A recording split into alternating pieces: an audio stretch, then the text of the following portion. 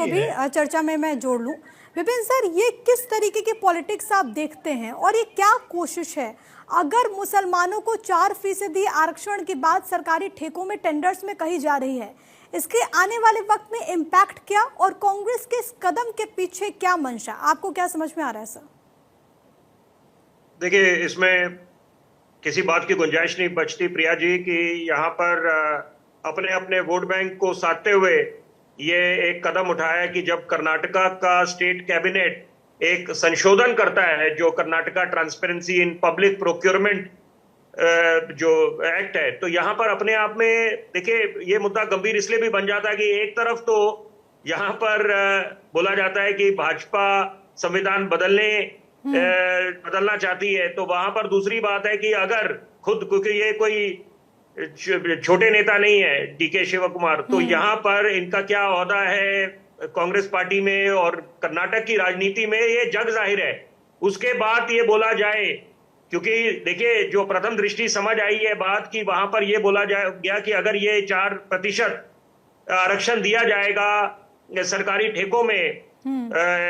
विशेष समुदाय को, तो यहाँ पर उसके लिए अगर संविधान में भी बदलाव लाना पड़े तो वो भी होगा। हाँ। तो वहां पर उसके बाद देखिए बड़ा ये एक आसान तरीका है, यहाँ पर बोल दिया जाए कि यहाँ पर कि मेरे बयान को तोड़ मोड़ के पेश करा जा रहा है, ये भाजपा के नेता बोल रहे हैं अब तो। लेकिन ये मुद्दा इसलिए गंभीर बन जाता है क्योंकि हम एक तरफ बात करते हैं इक्वालिटी की बात कर रहे हैं, तो फिर डिस्पैरिटी क्यों, जब आरक्षण पहले से ही है और जिसका आपने अभी हवाला दिया जो अलग अलग क्षेत्रों में, तो वहां पर उसके बाद क्या नौबत आन पड़ी कि यहाँ पर 4% आप ये रिजर्वेशन दे। लेकिन तो ये मुझे लगता है कि मैं आपसे ये समझना चाहूंगी कि क्या ये कांग्रेस का सेल्फ गोल नहीं हो जाएगा क्या? क्योंकि बीजेपी ये भुनाने की कोशिश कर रही है और ये नैरेटिव सेट करने की कोशिश कर रही है कि कहीं ना कहीं जो वर्ग है, ओबीसी वर्ग हो, अति पिछड़ा वर्ग हो, उनके हक को निकाल करके यहाँ पर मुसलमानों को दे दिया जाएगा। और अगर ऐसा होता है तो क्या कांग्रेस पार्टी को इससे नुकसान नहीं होगा क्या? कर्नाटक में 50%, अगर मैं गलत नहीं हूं तो 50% ओबीसी हैं और 12 पॉइंट समथिंग मुसलमान वर्ग है, तो क्या कांग्रेस ऐसे कदमों से क्या सेल्फ गोल नहीं कर लेगी? प्रिया जी, बहुत अहम बात आपने बोली और मैं पूरी तरह से इत्तेफाक रखता हूं कि ये सेल्फ गोल ही है यहाँ पर। और कांग्रेस ने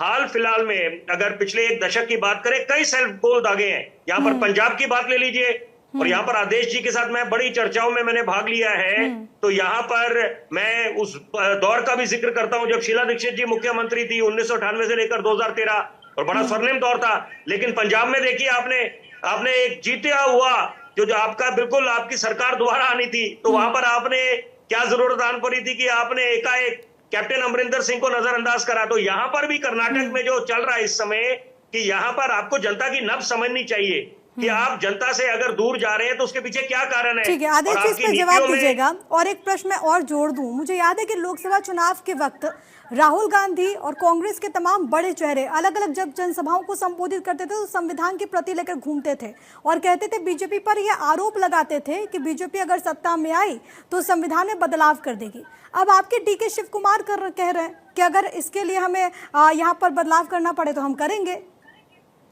प्रिया जी, विपिन जी बहुत वरिष्ठ पत्रकार है, मैं उनका आदर करता हूं, सम्मान करता हूं, लेकिन उनको ये भी एश्योरेंस देना चाहता हूं और आपके चैनल के माध्यम से देश को भी ये कहना चाहता हूं कि संविधान संशोधन की जो प्रक्रिया है उसका पालन होगा और उसके साथ ही काम होगा। लेकिन